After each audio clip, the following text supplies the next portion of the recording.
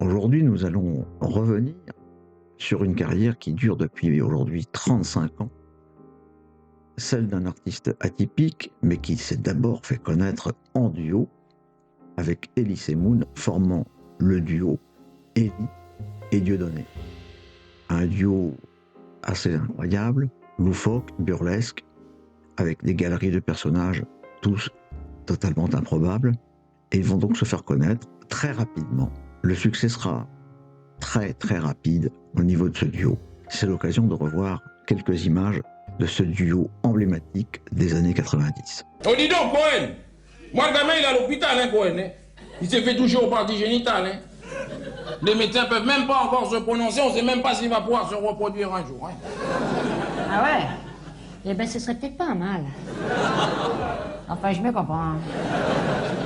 Parce que dans la résidence, vous êtes un peu trop nombreux. Alors, je sais pas si c'est 20 champs de coton ou quoi dans le quartier, je sais pas, je veux pas le savoir. Parce que déjà qu'on a le bruit et les odeurs, enfin, je me comprends. Ça marche, les allocations, ça paye les bananes, enfin, je me comprends. Ah, faut pas dire ça, Cohen, hein? Ce que je comprends, moi, Cohen, c'est qu'en 45, les Boches, ils auraient pu finir le boulot, Cohen, hein? Quoi? Qu'est-ce que tu dis? Qu'est-ce que tu dis? Qu'est-ce que tu dis? Vas-y, répète ce que t'as dit. Ah, tu veux que je répète, Cohen, hein? Ah, bah, on a fait nous guerre 45, avant nous dernier boulot, mec, ah ouais. Dis donc, Nadège! Oui, le petit Benjamin, là, l'accident de moto, là, ce matin, là. Ouais, il y a peut-être une solution, tu sais. On peut peut-être essayer de récupérer le foie de Madame Piche. Piche! Piche! Hein? Piche! Tu regardes? Piche! Ouais, elle est arrivée hier soir, ça doit être au frigo maintenant. Oui, Piche! Piche! Nicole Piche! Bonjour, docteur. Alors là, c'est la boulette, excusez-moi. Hein. Il n'y a pas d'autre nom. Non, Piche. Vous êtes parent avec la défunte, j'imagine. Ah non, pas du tout. Moi, je suis le mari de Madame Piche. Ça va? Elle va bien? Vous ça pas embêté? Non. N'embêtera plus personne. 3-4 spectacles écrits ensemble, des télévisions, talk shows, des émissions vraiment qui leur sont dédiées. Le duo va se séparer à l'amiable. Elie Semoun tentant une carrière en Amérique et Dieudonné va donc entamer et commencer ce qu'on peut appeler donc une carrière solo dès 1997. En 1997, il se produit avec son premier spectacle solo qui s'appelle Tout seul. Et là, l'occasion de revoir plusieurs extraits de ces spectacles, de ses premiers spectacles, vu que Dieudonné écrira presque un spectacle par an, ou tous les 1 an et demi, il va écrire spectacle sur spectacle. Alors voici quelques extraits. Nous allons tenter ce soir de reconstituer au travers de témoignages diverses et éparses le processus infernal qui aura poussé Michel Laplume à tuer 4 badauds qu'un hasard mal inspiré aura poussé sur la piste abrupte du sautoir de la mort et 12 de ses collègues de travail qui n'auront reçu pour pot de départ qu'une dragée de plomb sans bulle et sans cotillon. Pourquoi? Comment?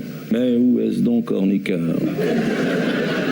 Mais partons sans plus attendre plus à la rencontre de ces témoins du drame qui ont bien voulu répondre aux questions de Pamela Bambuc et de Jean-Christophe Le Fion. Alors, chers téléspectateurs, que vérité soit faite et qu'enfin réponse soit donnée aux questions.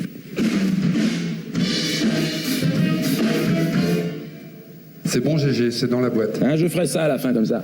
Tu as ça? Oui, on fera le Tu montage. le prends? Oui, mais ça, tu le prends, ça, c'est important. Hein. D'accord? Tu veux des plans de réaction aussi que tu pourras glisser entre les reportages? C'est-à-dire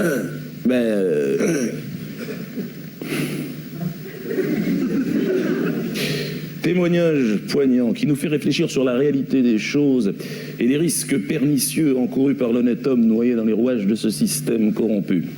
Voyez là, messieurs les politiques, votre France, elle n'est pas bien belle. Bah, bon, tu prends, tu coupes où tu veux, mais c'est bon ça, hein, tu le mettras. Hein?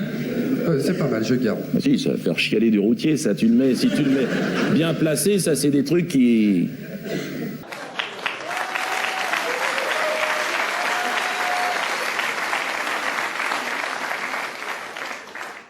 Oui, j'ai une théorie simplement dans l'affaire machin. Dieudonné, la machin.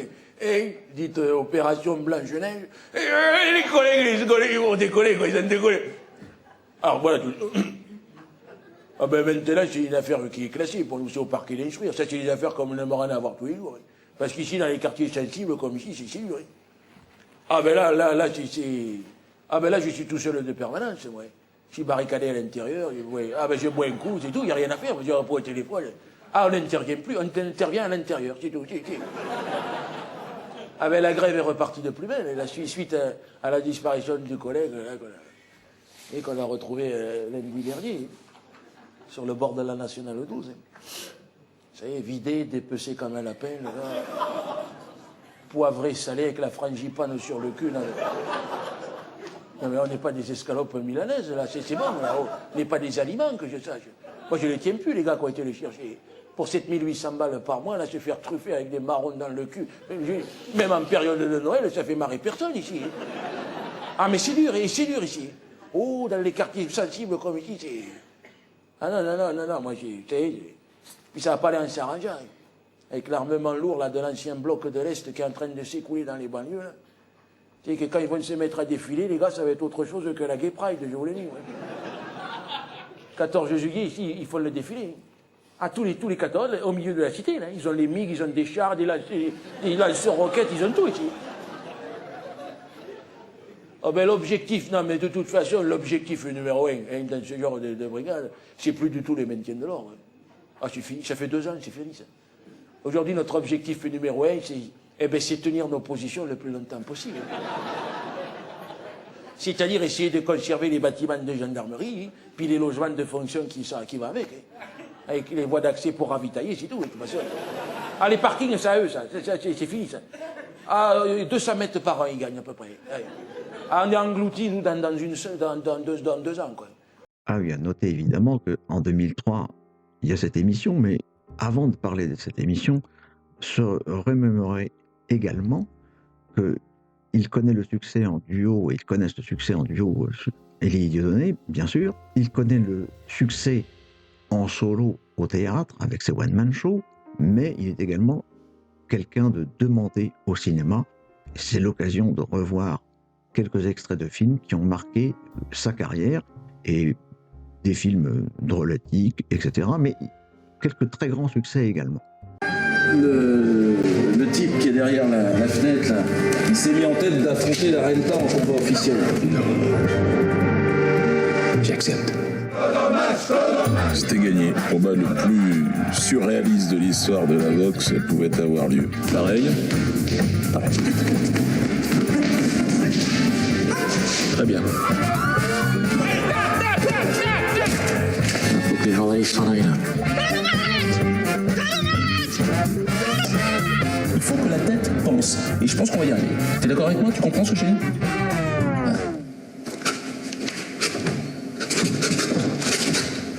Ouais, je sais pas.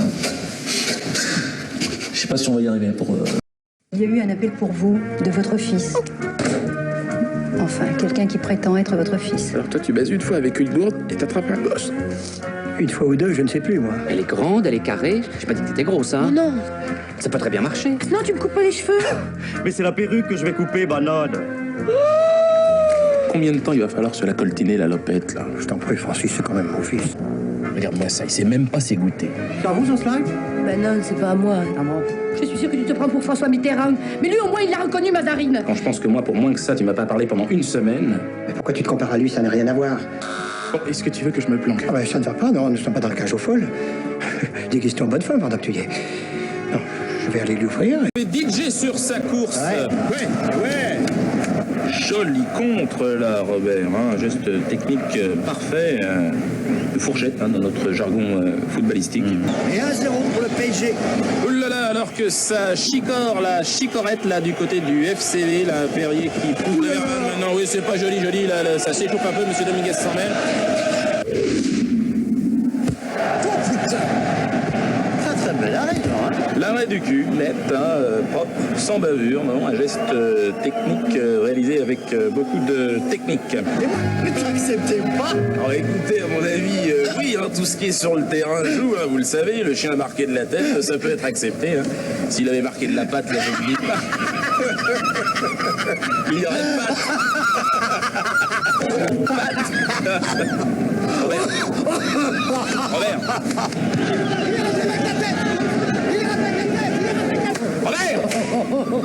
Robert. Ah oui, il fait marcher là.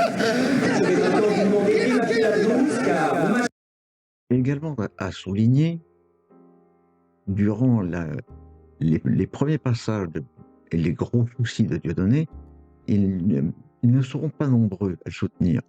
Mais il aura des soutiens, et non des moindres, comme Daniel Prévost, Alexandre Astier, mais il faut quand même noter le silence hallucinant qui entoure ces problèmes.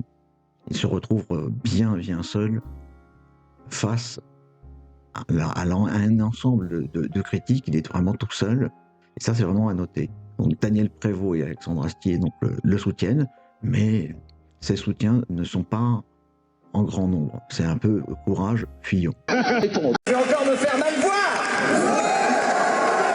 Mais ça fait rien. C'est un grand humoriste, c'est le plus grand humoriste que nous ayons actuellement. Et je vais vous dire, c'est tout de même le plus courageux. Voilà. Je salue, je lui souhaite une très grande carrière. Et une dernière chose, attendez. Il faudrait tout de même lever le blackout sur la télévision. Il faut quand même qu'il repasse à la télé. Allez, je te laisse. La réaction est excellente, elle est très bonne. Dieudonné a dit tout ce qu'une certaine partie de la population, et non des moindres, pense. Et il a survolé tout ça avec une maestria que lui seul peut avoir. Et les autres sont loin derrière, sont très très loin derrière. Il a dépassé le cadre de l'humoriste, bien entendu, mais les gens ne veulent pas le savoir. Les personnes de mauvaise foi ne veulent pas le reconnaître et ne veulent pas le voir, ne veulent pas l'entendre, refusent de le comprendre. Ils comprennent, mais ils refusent de le dire.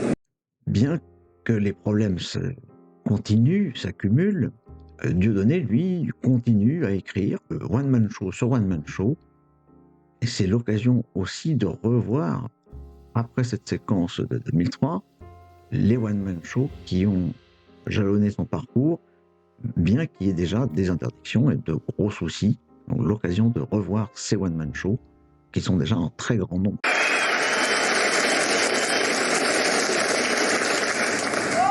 Je m'excuse. Je m'excuse au peuple élu. Pardonne à la bête que je suis les offenses proférées, mais je n'ai pas d'âme. Je ne suis qu'une bête. Mes paroles ne sont qu'un grognement instinctif, ça n'a aucun sens. Je me soumets à ta grandeur, ô peuple élu parmi les peuples. Pardonne à la bête, mais respect.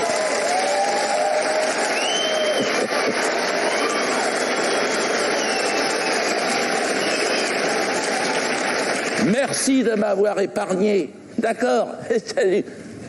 Tiens, tu peux te le mettre derrière. Voilà.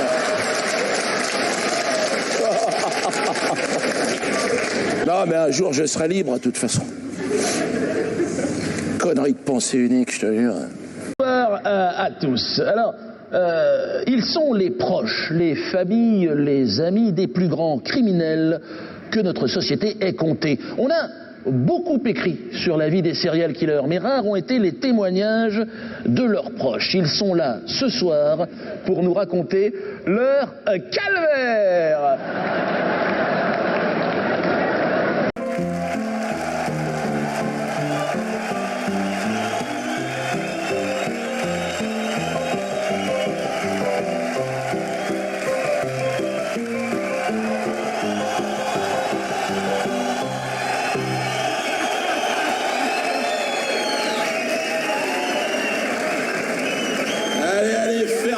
Ferme-la. Foxtrot, c'est le titre de ce spectacle. C'est une danse des années 20, ça, le foxtrot. Ça veut dire pas de renard en anglais. C'est une danse qui illustrait l'époque du rêve américain, parce qu'il y a eu un rêve américain à un moment donné, attention. C'est-à-dire que tu as le rêve, africain, on va dire, Et tout en haut, il y a le rêve américain. Qu'est-ce qui se passe? Alors c'est un rêve qui permet à chacun de devenir riche. Enfin, chacun, non. En réalité, non. Ça concerne un tout petit groupe d'individus, le rêve. Ah ben non. Ben déjà, faut être blanc, voilà, faut être juif. Non, pas... Si, ouais,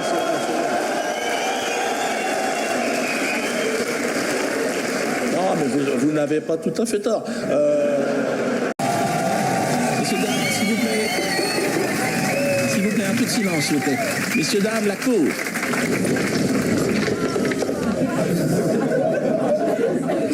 Très bien, nous allons commencer par le dossier numéro 4.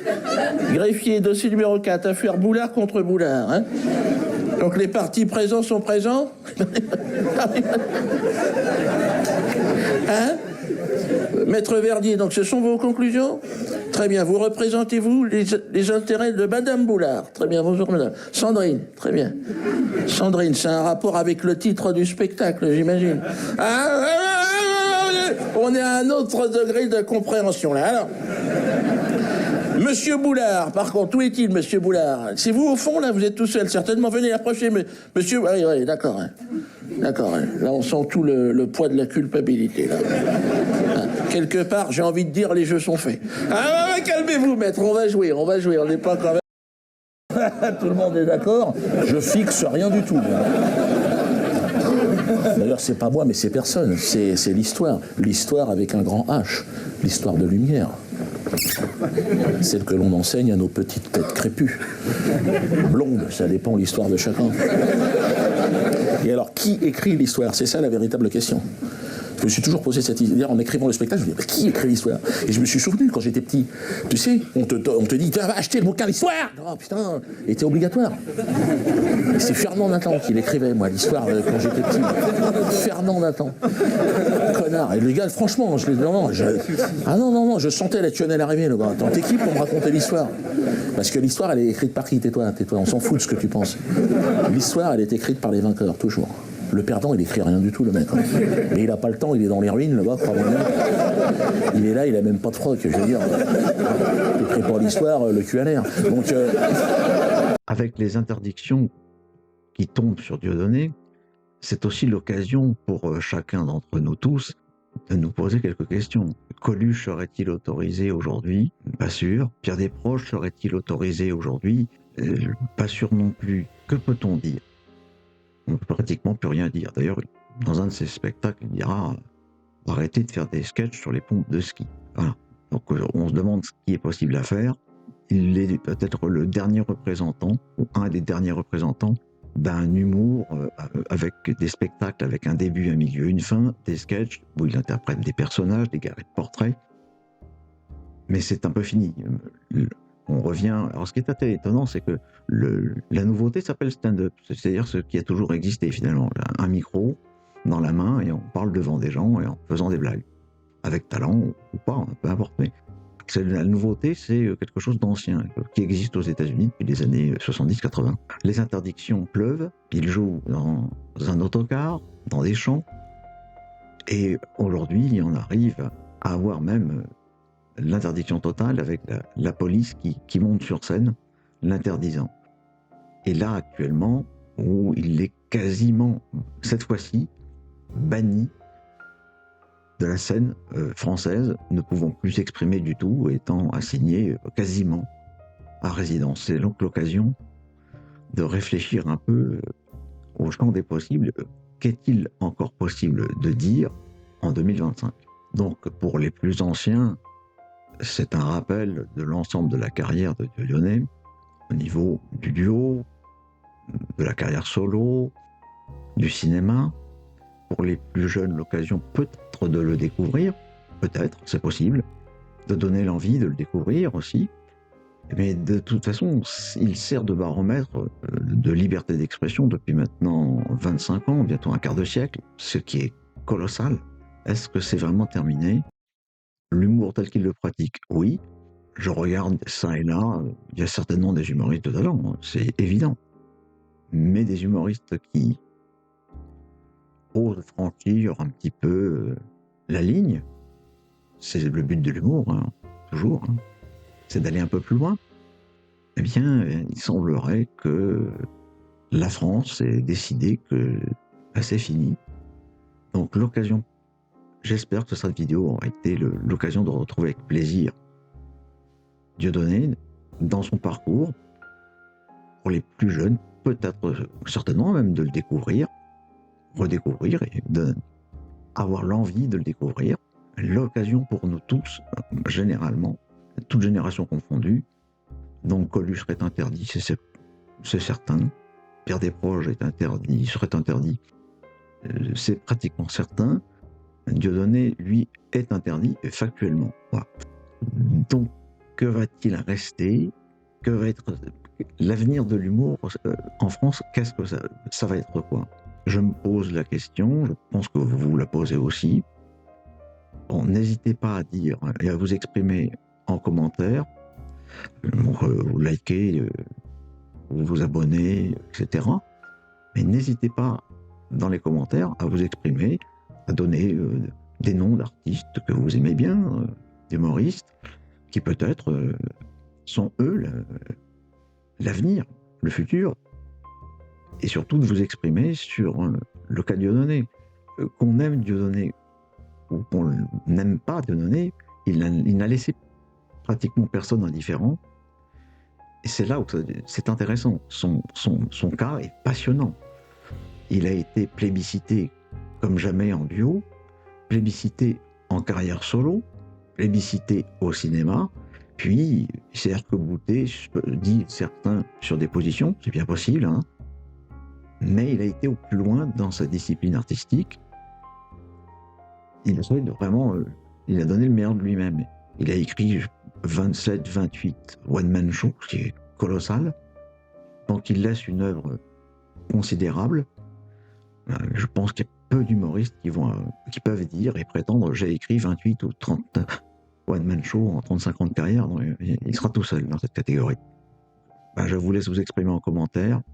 J'espère que cette vidéo vous aura plu et je vous dis à bientôt pour une autre vidéo.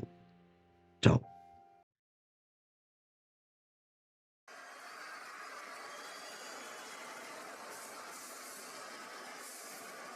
Merci pour votre soutien, mes respects à vous, chapeau bas.